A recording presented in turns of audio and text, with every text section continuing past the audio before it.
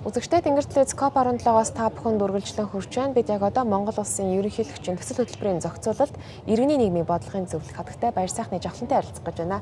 Өдрийн мэнд төргий. Өдрийн мэнд сайн байна. Өдрийн мэнд. За өчигдөр COP17 хурал дэлхийн бас хамгийн чинээлэг гэр бүлүүдийн нэг болох Арногийн гэр бүлийн үг залгамжлагч Фредерик Арно ирж оролцсон бас олон нийтийн сүлжээнд анхаарал татлаа. Тэгэхээр тэрээр Монгол улсын ерөнхийлөгчийн санаачилсан цагаан алт үндэсний хөдөлгөөнтэй хамтран ажиллах талаар ярилцсан гэдэг мэдээлэл бидэнд байгаа. Энэ талаар та бас бидэнд дэлгэрэнгүй мэдээлэл өгөөч. За Фредерик Арнолт Лора Пиана компани гүйцэтгэх захирал одоо LVMH группийн одоо үг залгамжлагч тийм ээ маань COP-ийн 2 өдрийн турш буюу 8 сарын 23 болон 24-ний өдрүүдийн туршид Монгол улсад байлаа. За Лора Пиана болол одоо Монгол улсад үйлдвэрээ байгуулад 15 жил болж байгаа. Угаах болон самнах ийм үйлдвэр угаад самнаад шууд Итали руу одоо Монголын ноолуурыг бол экспортлоод ингээ 15 жилийн турш үргэлжилж байгаамаа. Тэгээд үйлдвэртэйгээ өөрөө танилцаад тэгээд энэ цагаалт үндэсний хөдөлгөөний хүрээнд бас Фредерик Арнольттай яриа өрнүүлж уулзлаа.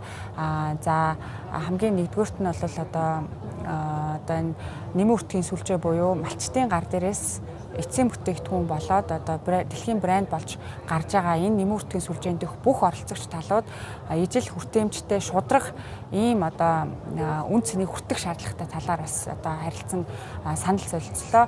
Нин одоо ялангуяа одоо хэрвээ бэлчээр байхгүй бол одоо малчин байхгүй бол одоо ноолуур байхгүй те ноолуур байхгүй бол энэ дэлхийн брэндүүд ноолуураар бүтээгдэхүүн хийж болохгүй. Тийм болохоор хамгийн ихний нэмэн үртгийн сүлжээний ихний одоо оролцогч талууд болох малчид илүү одоо нэмэн үртгийг шудраг хүртээмжтэйгээр авах шаардлагатай байгаа талаар бол ярилцсан. За одоогийн байдлаар бол Лора Пиана компани маань бол Сүхбаатар аймгийн 5 сумд одоо энэ улаан ямааны үйлдвэр ухсааг сайжруулах, дээрээс нь малчтын амжиргааг дэмжих, бэлчээр хөрсний одоо дороотлыг бууруулах чиглэлийн одоо хөтөлбөр хэрэгжүүлдэг. За энэ хөтөлбөрөө хэрхэн одоо бусад аймагуд руу болон одоо Монгол улсын бусад одоо ноолуураа худалдан авдаг аймагудаас одоо хамтран ажиллах вэ талаар бас санал солилцлоо. Мөн одоо хүн сүдэ аж ахуйн үйлдвэрийн яам мантайгаа хамтраад одоо дараа жилийн эхний одоо хагас жилдээ багтаад бид нар энэ World Cashmere Forum буюу дэлхийн ноолуурын форум гэх чиг зохион байгуулах талаараа өчигдрийн нэгдсэн үндэсний байгууллагын дэргэдэх энэ санаачлаг болох Fashion for Land дээр бол одоо зарласан. Ингээд энд бол Лора Пиана болон LVMH-ийн одоо удирдлагууд ирсэн. Удирдлагуудыг бас энэ одоо дараа жилийнхаа одоо форумд бас урьлаа.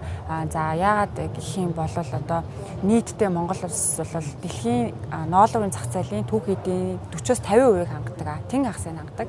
Гисэн хэдий ч одоо Монгол ноолуур бол одоо Монголоос гарал үүсэлтэй юмаа гэдгийг нь одоо нийт дэлхийд дахин худалдаа авахч тэр тусмаа сайн мэдэхгүй байдаг.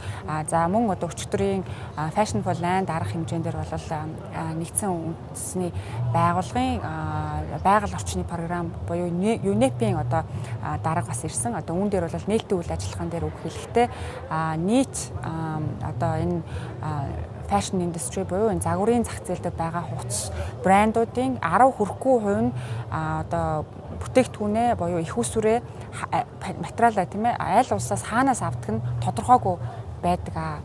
Одоо 90% тодорхойгүй байгаад байна шүү дээ тий. Тэгэхээр энэ дээр бол энэ гарал үүслийг сертификатжуулах тий энэ гарал үүслийг хаанаас гаралтайг нэн тодорхой болгох гэж traceability certification гэж ярьдаг тий. Энэ мөшгөх тогтолцоог бас юм сайжруулах шаардлагатай талаар бас ярьж байна. Тэгэхээр бол Монгол улсад бид нар энэ ноолуурын дэлхийд дахинд 50% гаргаж байгаа учраас энэ Монголоос гаралтай юмаа гэдгийг дэлхийд дахинд ингэж зарлаж одоо жил болгон болдог энэ формыг одоо анх удаага Монгол улсад зохион байгуулахаар одоо тогтоод ингээд зарлаад ингээд одоо дэлхийн томоохон брэндүүдийг бас хүрэлцэн ирэхийг өрсөн байгаа. Цагаан алт хөдөлгөөн өөрөө өрнөө бас баггүй хугацааг одоо өнгөрөөлөө шүү дээ. Тэгэхээр ер нь энэ хугацаанд ямар үр дүнгууд гарсан, ямар үйл ажиллагаа төслүүд хэрэгжсэн талаар мэдээллийг бас та бидэнд өгөөч. За цагаан алт үндэсний хөдөлгөөн бол одоо нэмэн үртгийн сүлжээх одоо үйлдвэрүүдэд хүчин чадлыг нэмэгдүүлэх тийм ээ. Яг энэ эргэлтийн хөрөнгө болон хөрөнгө оруулалтын хөрөнгөөр банкыг энэ арилжааны банкудаараа дамжуулаад те хөнгөлөлтөө зээл олгож байгаа. Ингэснээр бол одоо Монгол улс зөвхөн түүхийд болох ноос ноолоор арь ширээ шууд дэлхийн зах зээл рүү түүхийгээр нь гаргах биш, Монгол улстай нэмэн өртгийг илүү үлдээх ийм одоо үндсэн зорилготой. Тийм учраас энэ Монгол улс, Монголын үйлдвэрлэгчид маань одоо Монгол өөрсдөө одоо үйлдвэрлэгч орон болёо гэсэн энэ урайндор бол энэ одоо арилжааны 10 банкудаараа дамжуулаад одоо хөнгөлөлтөө зээлүүдийг олгож байгаа. Мөн одоо бодлогын түвшинд одоо энэ улсын хурлын 63 дугаар тогтоол батлагдаж 4 арга хэмжээг болох 4 үндсэн арга хэмжээтэй 27 арга хэмжээг бол энэ авч хэрэгжүүлж байгаа.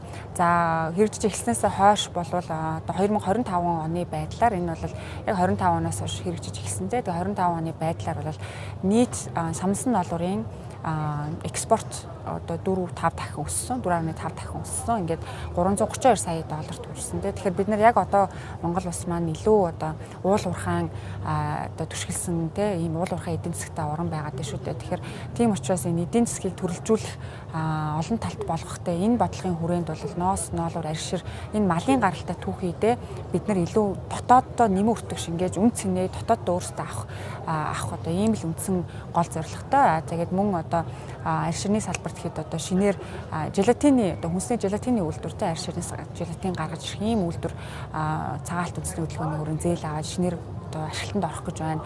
За мөн одоо Монголын бэлэн гутал үйлдвэрлэх хүчин чадал одоо 550 мянга ширхгээр нэмэгдэж 1.5 сая орчим хос гутал одоо үйлдвэрлэх ийм хүчин чадалтай болсон. Ингэснээр бол бид нар ерөөсөө л түүхийдээ гадагшаага түүхийгээр нь гарах биш, дотооддоо нэмэн өртөг шингээх. Ингэхээр одоо үйлдвэрүүд маань хүчин чадалтай болсноор бид нар одоо экспортлогч орон болж чадах юм аа гэдэг ийм үндсэн зорилготой байгаа. Үр дүнгээ ч одоо сайн өгөө явж байна. Өчигдөрөөс үндэсний ногоон лабын хүрээнд 15 төслийг COP17 дээр бол танилцууллаа шүү дээ. Тэгэхээр эдгээр төслүүд ямар үйл явцтай байгаа вэ? Хамтын ажиллагааны бас ямар боломжууд ярилцагдсан бэ? Хүмүүс ярилцсан бэ? За үндэсний ногоон лаб бол Монгол улсын ерөнхийлөгчийн тамгын газрын санаачлагаар байгуулагдсан Монголын бизнесийн зөвлөл болон байгалийн өвсөн одоо хамтран гүйцэтгэгчээр ажиллаж байна. Мөн одоо энэ бол платформ учраас санаачлаг учраас маш олон толтуудыг оролцуулж байна. Байгаль орчин уур амьсгалын өөрчлөлтийн яам, хүнс үдэ аж ахуйн өнгө үйлдвэрийн яам, нэгдсэн үндэсний байгууллагын хүнс үдэ аж ахуйн байгууллага, мөн одоо арилжааны банкуд гэдэг ийм олон байгууллагууд одоо хамтарсан юм платформ байгаа. Гол зорилго нь ерөөсөө л хөрөнгө оруулагчдыг энэ одоо төсөл боловсруулагчтай холбох одоо ийм үндсэн гүүр болох юм зорилготой. За яагаад гэх юм бол яг одоогийн байдлаар бол хичнээн одоо ногоон санхүүжилтийг олгох их усүр байлаа ч гэсэн биднэрт бол хангалттай хэмжээнд одоо яг энэ хөрөнгө оруулагчдын хилээр нь бичсэн санхүүгийн модель зөв гаргаж ирсэн гэдэг юм уу энэ байгаль орчны үнэлгээгээ зөв тодорхойлсон гэдэг юм уу ийм төслүүд ховор байгаа учраас бид нар одоо энэ COP17 ухтаад энэ жилийн платформыг үүсгэн байгуулсан. Ингээд 135 төсөл хүлээж аваад үе шаттайгаар сонгон шалгаруулалт саяны оролцогч талууд бүгд оролцоод сонгон шалгаруулад эхний ээлжинд 75 одоо сонгон шалгаруулсан, дараа нь 35 ингээд 15 шилдэг төслүүдийг шалгаруулсан. За энэ бол одоо платформ маань бол шууд хөрөнгө оруулахын зорилготой бол платформ бол биш. Хөрөнгө оруулагчтай холбох тийм ээ. Тэгээ өчигдөр одоо энэ 15 төслүүд маань одоо 2 сарын турш энэ мастер класс буюу одоо цуврал хичээл сургалтуудад хамрагдаад ингээд сайжруулсан төслүүдэд хөрөнгө оруулагчид танилцуулсан ийм үйл ажиллагаа боллоо. За энэ үйл ажиллагаагийн эхний ээлжинд бол Европын цэргийн босголт хөгжлийн банкнаас одоо банк бол зарласан. Энд бол Obertec компанийг одоо Европын цэргийн босголт хөгжлийн банкны Star Venture буюу энэ Global дэлхийд тархины Star Venture програм байдаг те. Энэ програмд нэр төвшүүлэхээ бол зарласан. За хоёрдугаарт нь бол Европын цэргийн босголт хөгжлийн банк маань Vision Agro болон Solid Partners гэх компаниудыг өөрсдийнхөө Advice for Small Business буюу одоо энэ зөвлөх үйлчилгээгээр хангах ийм одоо амлалтуудыг өгсөн. За мөн одоо Улаанбаатар гурил компанид бол хөнгөлөлтөө санхүүжилтийг олохоор одоо судалгааныхаа ажлыг эхлүүлээд байгаа. Мөн одоо Голомт банк маань бас одоо манай төслүүдээс хөнгөлөлтөд одоо зээл олохоор амлалтуудыг өгсөн байгаа. Цаг гарган бас маш дэлгэрэнгүй мэдээллүүдийг өгсөн танд баярлалаа амжилт хүсье. За баярлалаа.